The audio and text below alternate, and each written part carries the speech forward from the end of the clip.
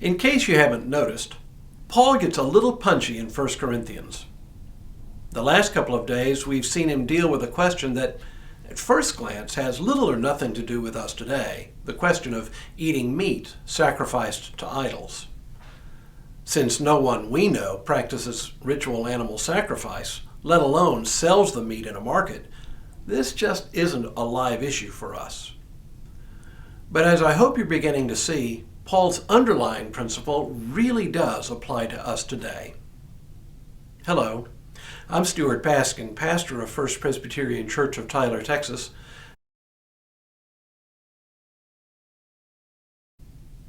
At the beginning of 1 Corinthians 9, Paul seems to shift gears, to change subjects.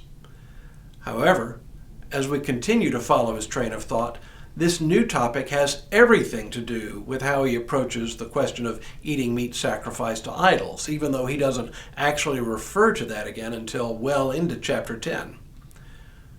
The real issue for Paul isn't about meat, though. It is about how Christians should relate to one another within the community of faith. Here's his train of thought so far in a nutshell.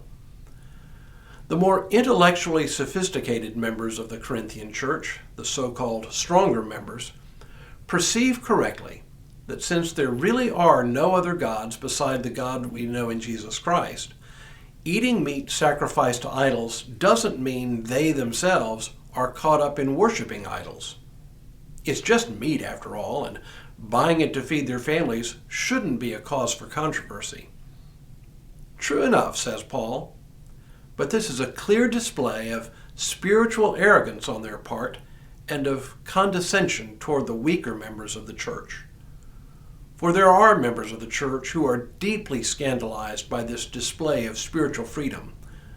These so-called weaker members apparently could not see past the association between the meat and its use in the worship of other gods.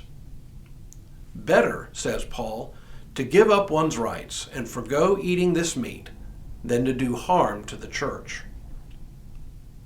Now Paul turns to his own life to illustrate what he means. As an itinerant preacher, Paul had to make some decisions about how to support himself in his work as an apostle. There were some commonly accepted methods people like Paul could turn to for guidance. According to scholar Ronald Hock, evangelists like Paul were similar to Greek philosophers of the time, who made a living not through a trade, but by teaching. Some philosophers received payment from their students. Others from a wealthy patron, often in exchange for tutoring the patron's household.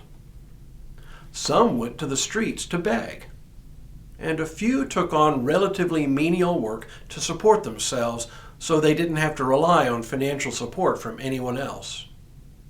This last model was what Paul did. As we know from Acts 18, Paul made his living making tents. The problem was, this was not seen as an occupation fit for an intellectual, for a teacher, a leader of Paul's stature. It would have offended the sensibilities of his audience, especially those in the Corinthian church who fancied themselves to be intellectually superior and spiritually mature. They would have preferred a more dignified apostle, one who earned his keep the way most philosophers did, either by receiving payment from the church as a whole or from a wealthy patron in the church. To counter this apparent criticism, Paul makes a rather interesting argument. First, he asserts at the beginning of 1 Corinthians 9 that he indeed has every right to receive payment from the Corinthians for his work among them. He supports this claim by appealing to common practice, as well as by referring to the Old Testament. He asks these rhetorical questions. Who plants a vineyard and does not eat any of its fruit? Or who tends a flock and does not get any of its milk? The answer is, of course, is that laborers deserve a share in the fruits of their labor. He has every right to receive payment from them.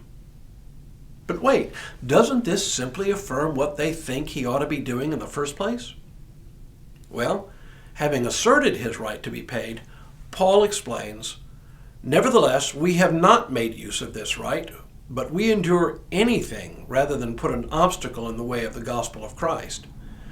Do you not know that those who are employed in the temple service get their food from the temple, and those who serve at the altar share in what's sacrificed at the altar? In the same way, the Lord commanded those who proclaim the gospel should get their living by the gospel. But I have made no use of any of these rights, nor am I writing this so that they may be applied to my case. Indeed, I would rather die than that.